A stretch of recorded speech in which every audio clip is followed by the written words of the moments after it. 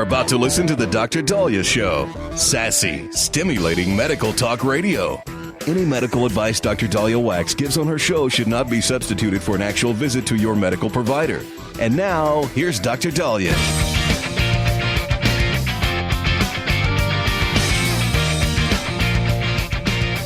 All right, we are back on the Dr. Dahlia Show. Thank you all for tuning in. 1-877-DOC-DALI, 1-877-DOC-DALI. So for New Year's, I was kind of craving prime rib. So I told hubby, why don't we go out with some friends and get some prime rib? I guess turkey is for Thanksgiving, ham and turkey is for Christmas, and prime rib. And then prime rib is I guess, New Year's thing. I don't know. I'm always craving prime rib. Prime rib is my favorite cut of steak. I even prefer it over T-bone and filet mignon. I just love prime rib. And it's expensive. My husband's like, well, why don't I make one at home? This way, if we go out to dinner and it's too expensive, we could order the chicken. And then we'll just make prime rib at home. It's expensive. Beef prices have gone up so much. And I love red meat. I don't eat it a lot. I don't recommend that you all eat it a lot. But man, gosh, I love a good prime rib. And I like the cap. I could just eat prime rib caps all day long. I just love it. In fact, I'm getting hungry. I got to stop talking about it. Well, the thing is even though we're celebrating lower gas prices, lower egg prices, we're seeing food go down in price. I'm seeing cheaper grapes and fruit. And look, I saw grapes on sale, and we're in the winter, and I'm seeing grapes on sale. So we've been doing really well with some food. Unfortunately, beef is up. Veal is up. And so people are asking, why is beef so expensive?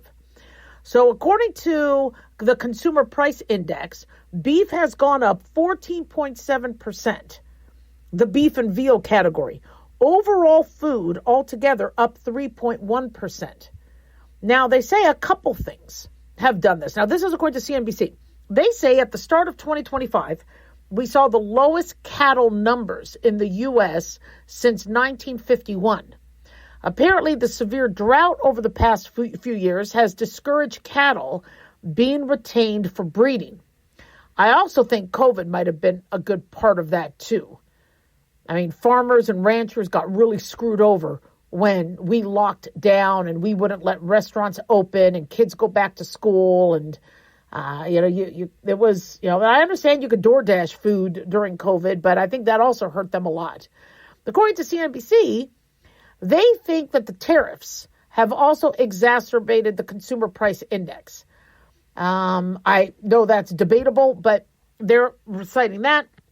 They also say there's been cattle disease, but they say imports are mainly affect the ground beef supply. Yeah, because I'm like, if we're growing our own cattle here, that's not being tariffed. So with beef prices going up, for those of you going, you know what, Dr. Dahlia, my New Year's resolution is to eat healthy, single ingredient food. RFK Jr. suggested rather than sugary foods to actually have something with some natural fat to it. I understand a good steak. In fact, if I have a steak, I cut it in thirds and then I eat part of it, when it's like fresh, and then I'll eat the rest of the steak as leftovers. So you don't have to eat a whole steak, but it's expensive. It's really expensive. They say American farmer price is going up. They say the input costs for ranchers are up more than 50% over the past 5 years. That's according to the American Farm Bureau Federation. And so Talon Lineman, co-answer of Lenetics Ranch in Princeton, Nebraska, he says it's hard as a beef producer to necessarily say beef prices are too high. He says if people are paying $6 for a latte at Starbucks, but then they're paying $6 for a pound of beef, they're able to feed a family of 3 with that pound of beef. He's not lying.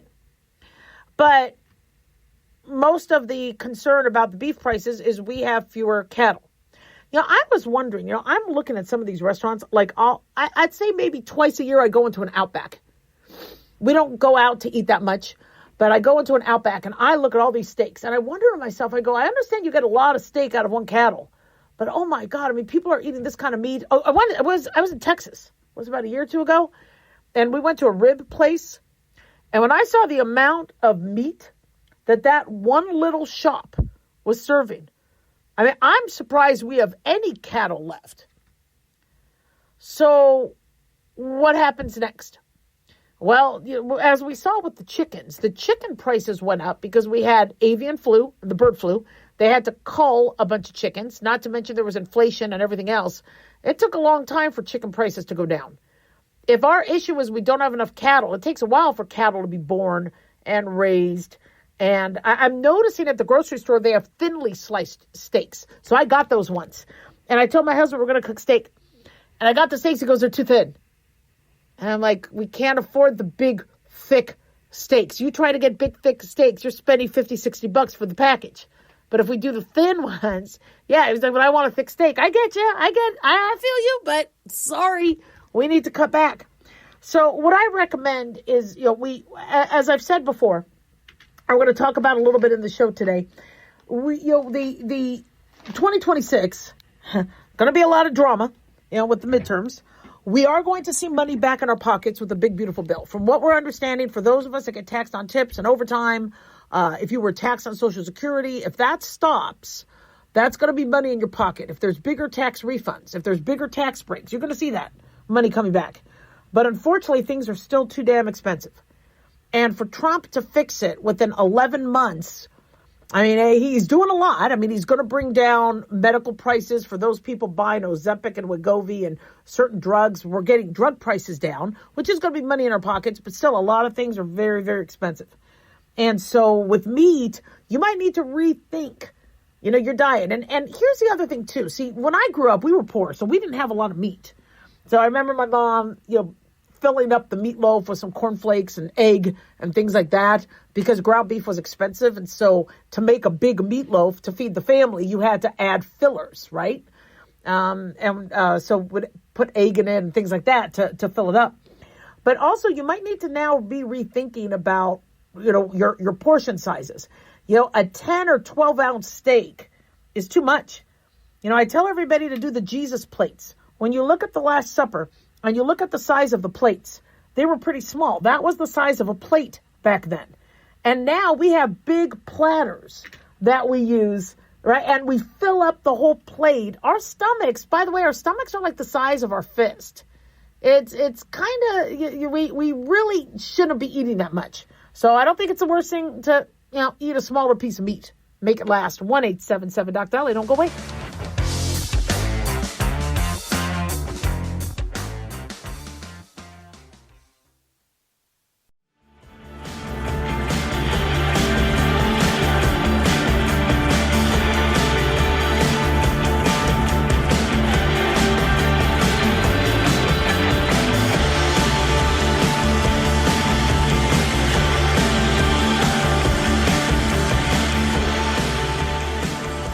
All right, we are back on the Dr. Daliah Show, 1-877-DOC-DOLLY, 1-877-DOC-DALI. Big thanks to Talk Media Network for making the show happen. Big thanks to Daniel and Jason, our producers, and big thanks to y'all for tuning in. We really do appreciate it. Don't forget to follow us on Twitter or X at Dr. Daliah, Facebook, The Dr. Daliah Show, and on YouTube, click like and subscribe. So one of my listeners asked what industry I would, suggest they invest in or look into in terms of jobs because he's in between jobs and he's trying to be ahead of the curve. And I love that you're asking my advice for that. But I mean, if I knew, I would, I'd still be doing radio. But if I knew, I would be doing it. I've given you guys good business ideas. I don't know much about the whole tech and stock, and where things are going with that. I mean, obviously there's AI and robots and automation. And I know if I put some thought into it, I could probably, find some trends that not be the first one. You all probably have thought of it way before I do. I'm usually the last person to the party to figure things out.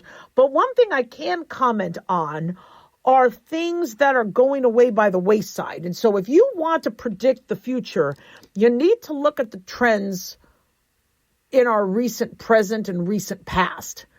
And it's interesting. I keep seeing these articles where millennials have killed off the napkin. Like, what are you guys talking about? Millennials killed off the napkin? And apparently, there's a lot of things that millennials have done and successfully and productively. I like millennials a lot, that just didn't make sense. And so if you're thinking about, gosh, I'm going to make a really, really cool X, Y, and Z, you might want to do your research, because millennials started to become more practical and the Gen Z's very practical. And so it's interesting, some of the trends. And so one article I'm looking at here are 18 things millennials have been killing off in the last decade. And we're about to start the second half of the 2020s. And I think things are snowballing even quicker than we thought. Now, when I sit down to dinner, I don't use a napkin. I just rip off a piece of paper towel. Paper towel's getting expensive, by the way. And so I'm not really happy with that. And so now instead of a whole sheet, I use a half a sheet. And I notice I try to blot more conservatively. But it's interesting. They say millennials really didn't like napkins. Washington Post reported that 56% of the millennial generation bought napkins in the past 6 months. 86% bought paper towels. So many of us have been going to the paper towel thing. Interestingly, when we had a toilet paper shortage during COVID, I went to Kleenex, tissues, and napkins, and I noticed they were cheaper.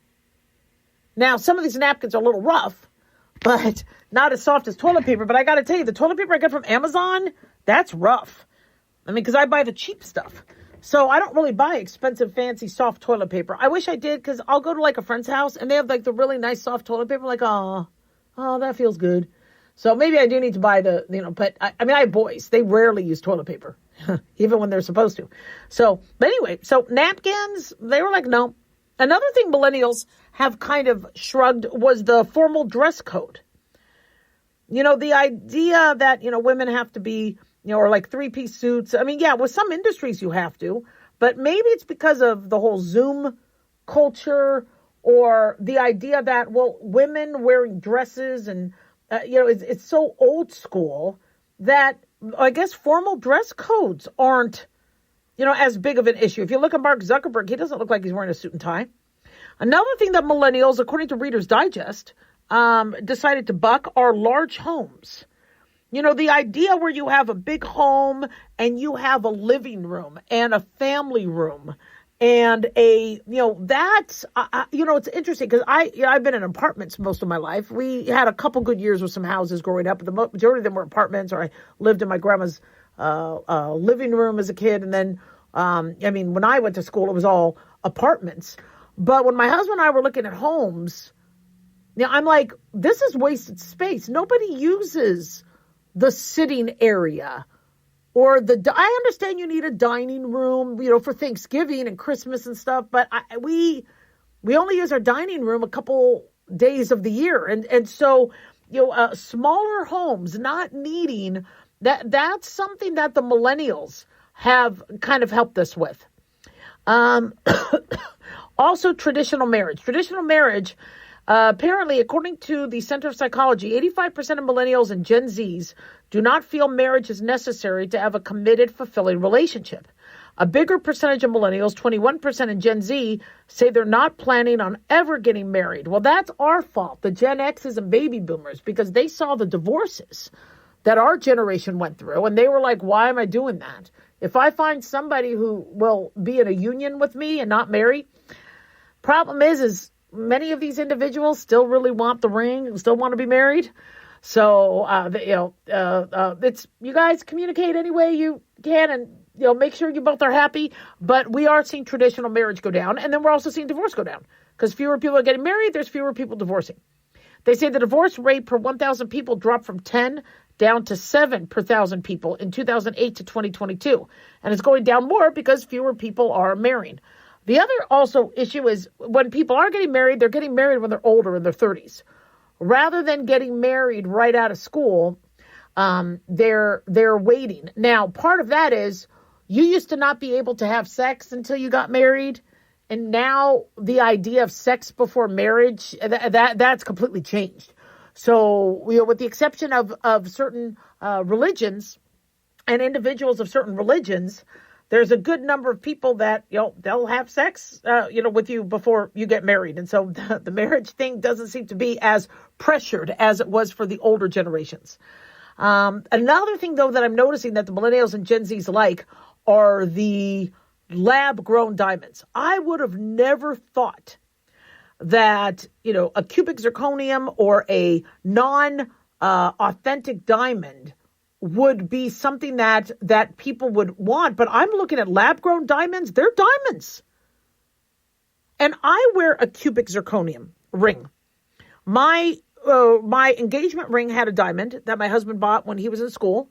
And I have it protected in a safe. It's small. Not the fanciest ring, but I love it. And it has sentimental value.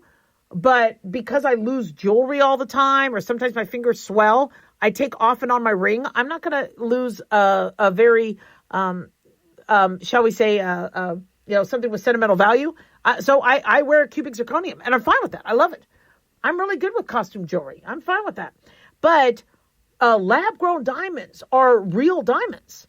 Also, lab-grown diamonds have the, if you go and you buy, let's say, a ring, I don't really buy diamonds, so I don't know much about this. But if you go and buy a diamond, you want to get the shall we say, the certification of it. And many rings sold in jewelry stores may not have that certification, but lab-grown diamonds have to. And so it's a real diamond, and they're cheaper. They're cheaper. Plus, a lot of the millennials are like, why are we doing diamonds? Why aren't we doing a ruby or sapphire or something cool? Millennials have also changed the whole idea of dinner dates. Rather than having your first date an expensive dinner, it's meeting for coffee or, going for a walk in the park. Those are pretty cool. Another thing millennials have changed the attitudes of is the idea of going to a hotel or getting a rental car. It's more about Ubering and Airbnb and renting a person's room. I guess Airbnb, the story behind that was it was a couple guys who, I think there was I have to look up the history, but there was a conference in San Francisco and all the hotels were sold out. So they rented mattresses in their apartment. And then they realized that could be a business where you rent a room in your house, or you could rent out your house or apartment. And there came Airbnb. That's pretty cool. A lot of millennials don't necessarily go to big box gyms. A lot of people do use the gyms, but many of them decide, you know what, I'm going to go and I'm going to get my own workout, or so they've changed that. There's a lot of them. There's a lot of things that have just changed. Decorative soaps and, the love of motorcycles. A lot of people like motorcycles, but many people, probably because of all the dangers, they've said, you know what, I'm going to take it slow. Doorbells. You don't have really people doorbelling, writing letters, greeting cards. Knickknacks, they've kind of got away from that. It's really interesting. Chain restaurants, silverware. When people register for a wedding or baby shower, they're like, I don't want a bunch of junk. Just give me money. And so they have like a honeymoon fund or a house fund. Those are they're very practical. So look at where things are going. A lot of things we do because of tradition, but when you really think about it, do you really need to save all those knickknacks? Why do you have a bunch of knickknacks? And it makes it impossible to dry. Plus, fancy dishes, really? So, interesting stuff. 1-877-DOC-DOLLY, 1-877-DOCDALI.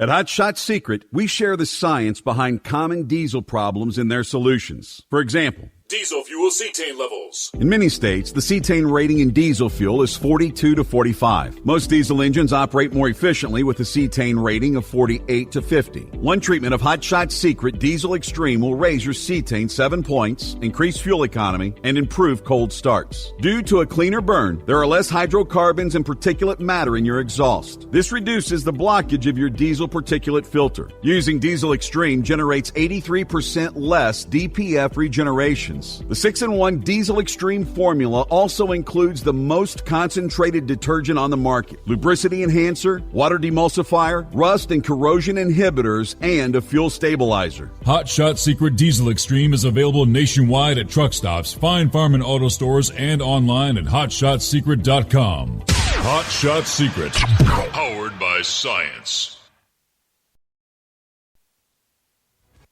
This is an urgent announcement for anyone that's $10,000 or more in debt. Before you make another minimum payment, you need to know there are special programs that can completely free you of your debt. Total Financial Freedom can help you become debt-free in months instead of years. Resolve your credit card debt, signature loans, department store cards, internet loans, and timeshares. Call Total Financial Freedom now at 800-878-6020 for a free consultation. For 16 years, Total Financial Freedom has helped thousands get out of debt. You can feel confident when calling because Total Financial Freedom is A+ rated by the Better Business Bureau. Battling for years and years, stuck in the endless cycle of minimum payments could take decades. You have the right to get your debt resolved and substantially reduce your monthly payments. Call Total Financial Freedom now at 800-878-6020. That's 800-878-6020. 800-878-6020. Let's face it, guys, we're living in times where the truth is becoming more suppressed and censorship is increasing at an alarming rate, especially on social media platforms. It's Clyde, and I want to tell you about a safe and secure digital playground we put together just for you. It's Aftermath.media. You get access to thousands of Ground Zero archives and podcasts, along with our private social media groups with your basic membership starting at only $7 a month. Each subscription includes tech support, access to the RSS feeds, along with our own chat room and Telegram channel. In addition, the premium membership includes research study groups, webinars, a document and movie library, a live video stream of Ground Zero, a monthly Zoom chat with me, and other bonus content. Be sure to check out our yearly specials as well. Sign up today while you're thinking about it. Sign up at Aftermath.media. Again, that's Aftermath.media.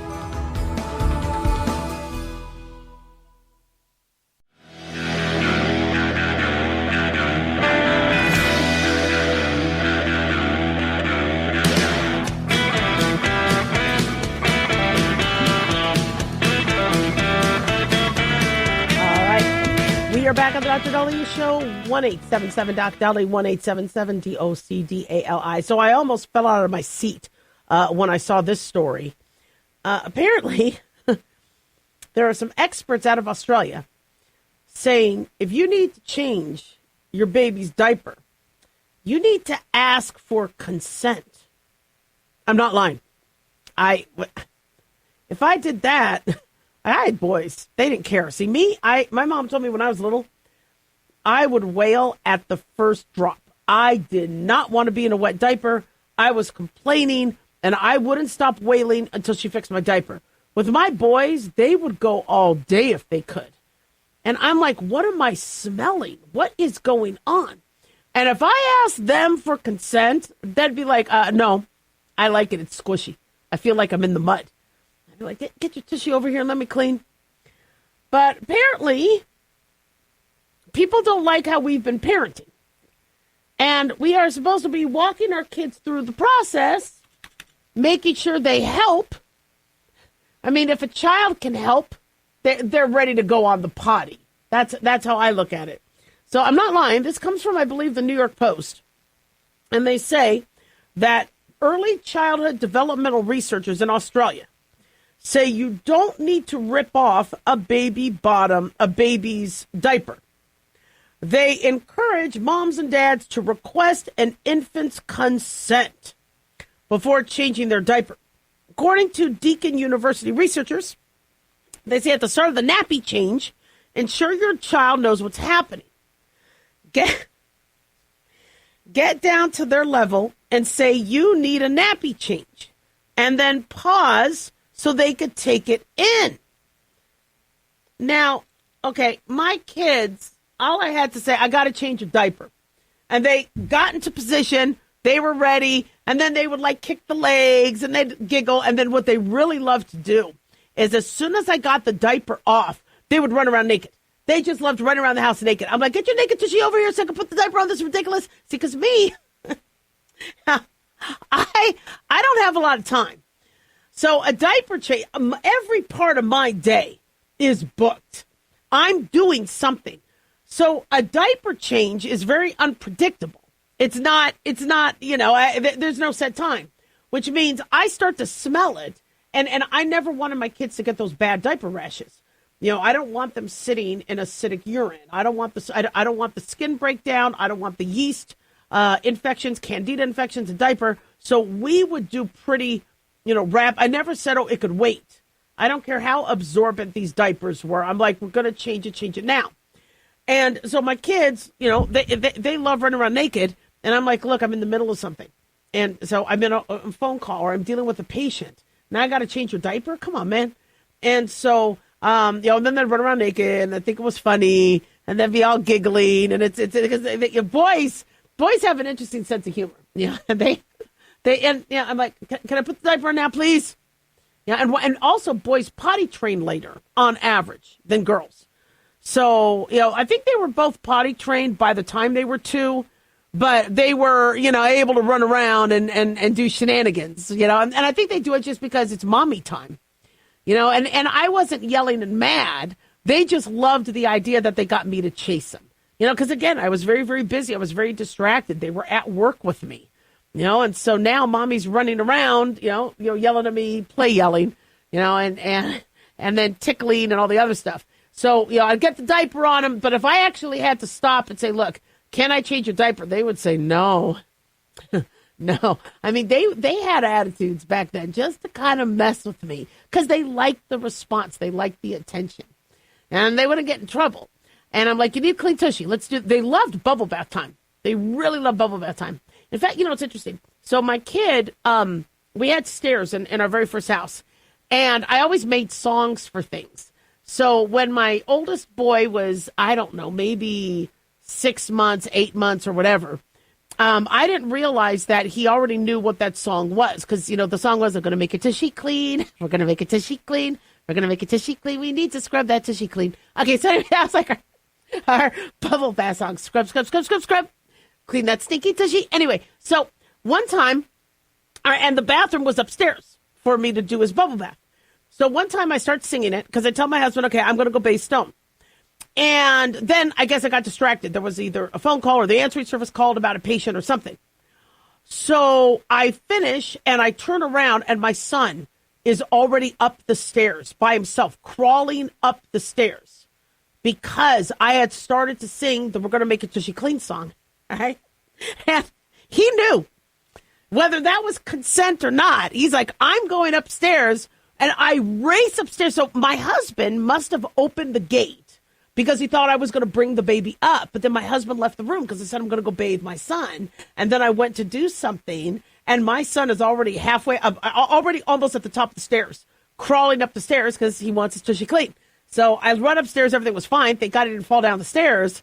But, you're a first-time parent. I was like, I cannot be singing the Scrub Tushy song because, he's already, they already link the two. So, I guess what researchers want is they want us to train our kids to not think it's normal to have their diaper ripped off. They don't want parents ripping off clothes. All right? And it sounds like a tear. The little Pampers has the Velcro thing, or it's you rip. I like that because then it tells the family, I'm out of commission for the next 5-10 minutes because there's a diaper. And my husband could tell at the speed and at the depth of the sound if it was going to be a poo-poo diaper or a pee-pee diaper. Pee-pee diaper is quick to change. I just wipe off the urine. But a poo-poo diaper with my boys, oh my gosh. I mean, you need a hose. So my husband could tell how long based on the sound I made with the diaper. And then, of course, I would, add commentary while I was doing it. Go, oh, my gosh, look at all this poop. This is ridiculous. There's poop all over the place. And then, they want to run around with poop tushy, and it was a mess. I'm glad those days are over until the grandkids come. Then, I'll be like, oh, I'm going to make the tushy clean. So anyway, they want us parents to get kids into the habit of if somebody's going to touch you, they offer consent. Well, I was just at a football game. Everybody's patting each other on the butt and hiking and I mean, tackling each other. I didn't see consent there. I mean, I get it. We don't want our daughters and sons to be assaulted. We want people to be in the habit of, look, I'd like to kiss you. Can I kiss you? Can I touch your boobie? Can I whatever? Although, there's no safety nets for somebody to say, oh, I never said yes. You're like, well, yeah, you did. I should have videotaped it. And so, consent is important in the dating world. But with our kids, they're even suggesting that you ask the child to help lift their butt. Or they say, then you can say to the child, do you want to walk or crawl with me to the changing table? Or would you like me to carry you? They say, observe their facial expressions and body language to check if they understand what is happening. They say this can be a time to help children learn about consent and how their bodies work. I'm telling you right now, these kids know. Okay, they know when they did poo-poo and pee-pee. They know. They know you have to clean them. I don't think we have to have a whole dissertation with them. I mean, I think there's a lot of things we do need to talk to our kids about, in terms about faith and in terms about, life and death and how to protect yourself. And I think that's important. But, something like this, you guys are pushing it too far. You're really pushing it too far. These kids understand what a diaper change is. And they understand that, urine and excrement on your body is not sustainable. That you need to be in something clean. They pick up on that. Okay, do you really have to ask for consent? Do they have to help? Now, what I will take from this is, for those of you having trouble potty training your kids, have them more engaged in the diaper process. Because then when they realize it's such a pain in the ass, they might be like, you know what, I think I'll sit on the potty. 1-877-DOC-DOLLY, don't go away.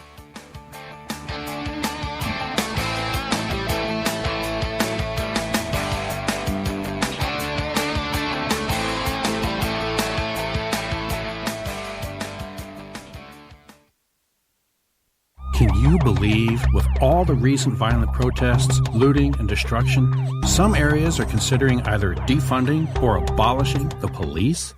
At a time when America's neighborhoods need the protection of police the most, some elected officials would rather create more chaos by playing politics. If you're sick of elected officials caving in to demands of the radical left, you're not alone.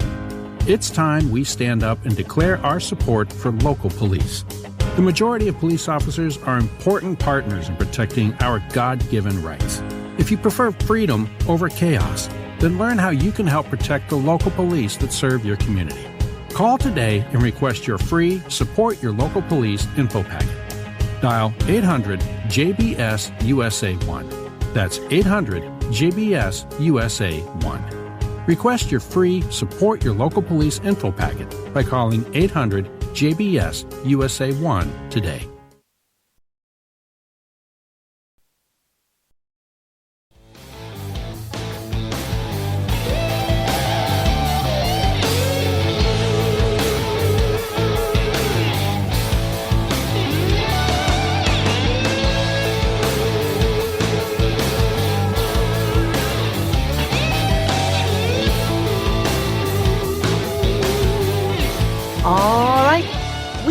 Dr. Dahlia Show, 1-877-DOC-DOLLY, 1-877-DOC-DALI.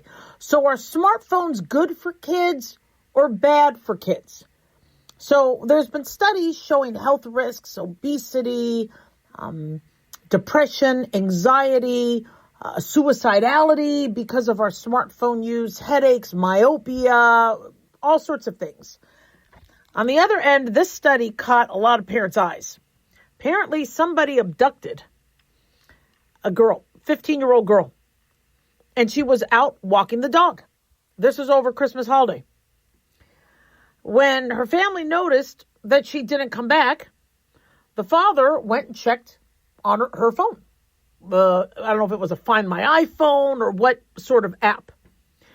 And he found that she was at a secluded and partially wooded area in Harris County. That's 2 miles from their home in Porter, which is about 30 miles outside of Houston.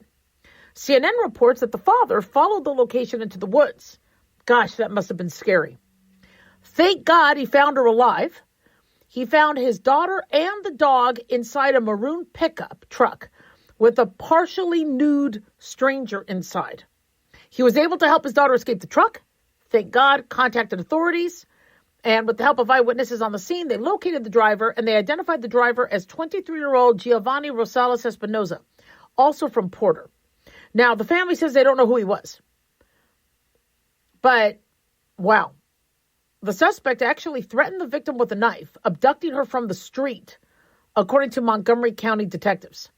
Espinoza has been taken into custody without incident, charged with aggravated kidnapping and indecency with a child. I don't know if we have any more information on who he was, what his criminal background was, but thank God the girl was okay. According to Montgomery County Sheriff Wesley Doolittle, he said Christmas is a day meant for joy, but this man chose to shatter that joy by targeting a child. And who knows what he could have done with her and the dog. So she's back home. And so now, parents are going, oh, wait a second. Okay, we had decided nobody gets a cell phone for Christmas because of all the health risks, but we want to be able to track you. And I get asked this as a physician. What age should you get your child a cell phone? Now, when cell phones came out, so my children were born in the early 2000s. So they were, grade school, pre-middle school, when cell phones started to become more of a thing. And I remember telling my husband, oh, hell no, they are not going to get phones, and then they're going to be on the phones, and they're going to lose them, and they're expensive.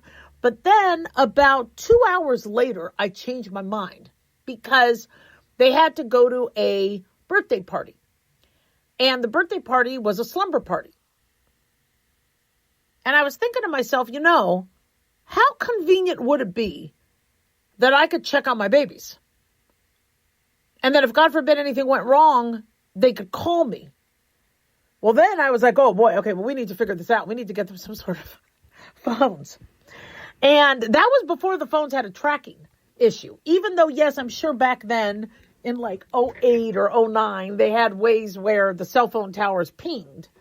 But I changed my mind pretty fast when I was worried that I want to be able to have access to them. And now these phones allowed me to have access to them.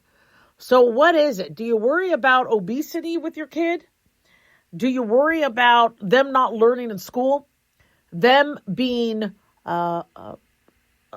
targeted by predators online? Them being fed misinformation or radicalized? Or do you fear you not having a device on them where you could track them? Now, I know some of you are out there going, well, why don't we put what we put in dogs and cats into humans? Like, the tracking device where you could scan. No, we're not doing that. I am sure that's going to be something we're going to see in our future, where parents are going to be so afraid of their kids being targeted. But the problem with that is, see, now that the criminals know, they're going to throw your cell phone somewhere else. They're going to, separate you from your cell phone, or they'll separate you from your implant. So I don't think that's a realistic option. Or they're going to cut the implant out. I'm not a fan of that at all. But parents are getting kind of, one of the reasons why parents haven't stopped the cell phone thing is because they really like knowing where their kids are. I got to tell you, I love the Find My iPhone app. I remember my parents, they just wouldn't let me go anywhere. And if I did go somewhere, they were calling neighbors. They were always, I was like, gosh, guys, calm down. I mean, in the olden days, you never knew where somebody was until it was nighttime. But now we are so spoiled that we know where our kids are. The funny thing is I rarely text my kids unless there's a funny meme. Because if I ever am worried and I want to know where they are late night, I could just see, like, okay, they're good. They're safe. They made it home. They made it to the other city. Okay. They made it to the airport. I'm good. And they rarely hear from me. It's kind of nice. They're happy with that. Because I was like, oh, they aren't going to want to find my iPhone. And they're like, no, I'm good with that because then you don't bug me. But, so how do we proceed when parents are being told cell phones are bad? There's so many bad things that could happen with your kid in the cell phone. On the other hand, they want access and protection. So there's ways to handle it. One is if your child is home with you, they don't have to be on their cell phone 24/7. Okay, that's ridiculous. If they're going away, and I think there's other ways. I think there's other ways to do trackers. I like those little AirTags. You got to be very careful with those AirTags. Is that what they're called? Those Apple AirTags, where criminals can actually throw those things into your purse and follow you and know where you go. So you need to always check your stuff to make sure nobody put that in there. But those are also great where you can hide that into part of your kid's clothes or something so that if they do go somewhere, you know where they are. So if they don't necessarily have a phone, there's other trackers.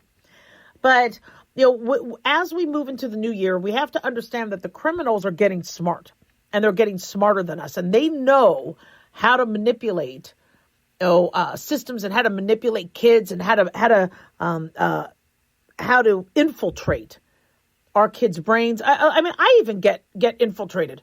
I'm talking to my husband about Disneyland, and then all of a sudden there's all these ads popping up, and they know exactly what I'm into. The Christmas tree ornaments or which rides. It's like, how do they know that picture is what's going to catch my eye?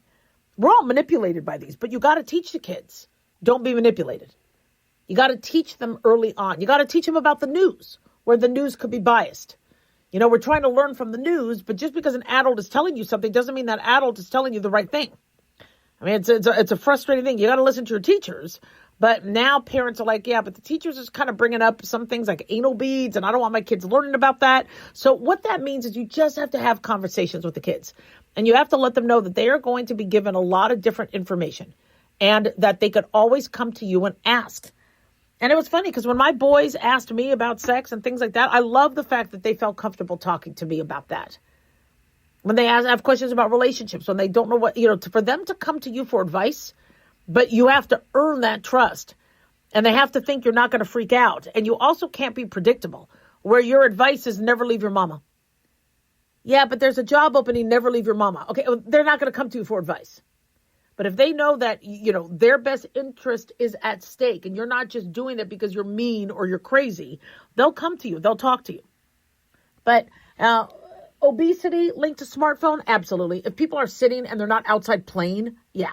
I mean, we had a whole big TV thing where kids are watching too much TV. Kids don't watch TV.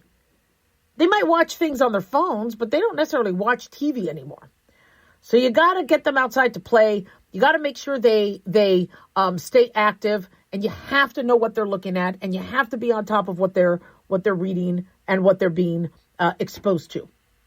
1-877-DOC-DOLLY, 1-877-DOC-DALI.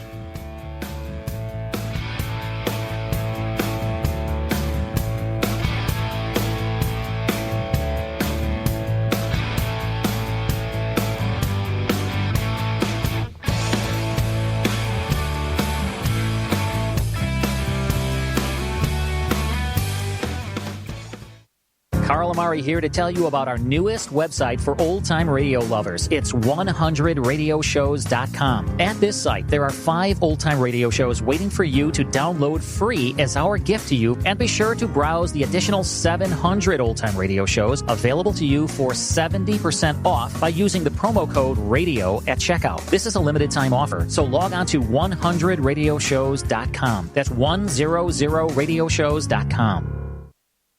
Have you ever thought you'd like to buy and sell houses but didn't know how or where to get the money? My name is Ron LeGrand, and over the past 40 years, I've bought over 3,000 houses without using my money or credit, and taught thousands to do the same. Today, even in a virtual environment, we buy nice houses in nice neighborhoods using no banks, realtors, contractors, or other costly entanglements, and build huge cash flow and wealth without the hassle of tenants, all without credit and little or no money. You don't need a license or experience, and I'll show you exactly how it's done. Text FREE to 99799, and I'll send you my free training. I promise you I'll change the way you think about real estate and open the door to a new lifestyle that doesn't involve risk or rehabs and can quickly replace your current income. Text FREE to 99799, and let me show you how to take your life back and build cash flow and wealth from your home. That's FREE to 99799. Again, FREE to 99799. As an organ donor, your story doesn't have to end. The good in you can live on. In fact, you could save up to 8 lives and restore sight and health for many more. Sign up right now online as an organ, eye, and tissue donor. You'll be happy you did. And just maybe, someone else will be happy too. Go to organdonor.gov. It saves lives. U.S. Department of Health and Human Services, Health Resources and Services Administration.